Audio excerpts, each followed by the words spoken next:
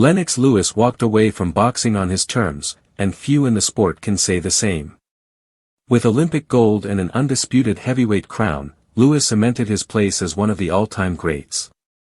His 2003 battle with Vitali Klitschko may have been unplanned, but it proved to be the defining final chapter of a decorated career.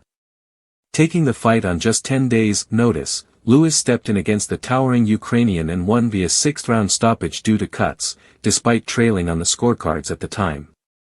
On social media, Lewis recently addressed the decision to retire after that fight, revealing that Klitschko was always meant to be his last opponent, just not that soon.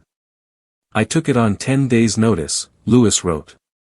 "No champ has ever taken on a #1 contender on such short notice. I seriously considered a rematch, but in the end, decided to go with the original plan." The plan? Retirement, family, and a life free of training camps. He knew when to walk away, even with calls for a rematch echoing throughout the boxing world.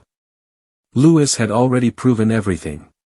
He beat Evander Holyfield to become undisputed champion in 1999, handled legends like Mike Tyson and Frank Bruno, and famously avenged both of his career losses, against Oliver McCall and Rahman, by knockout.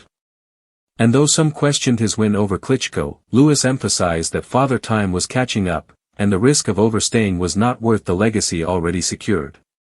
Vitali would go on to have an impressive career of his own, eventually holding the WBC title and joining his brother Vladimir in ruling the heavyweight division for over a decade. But Lewis had already left his mark, retiring as a reigning champion, something very few have accomplished.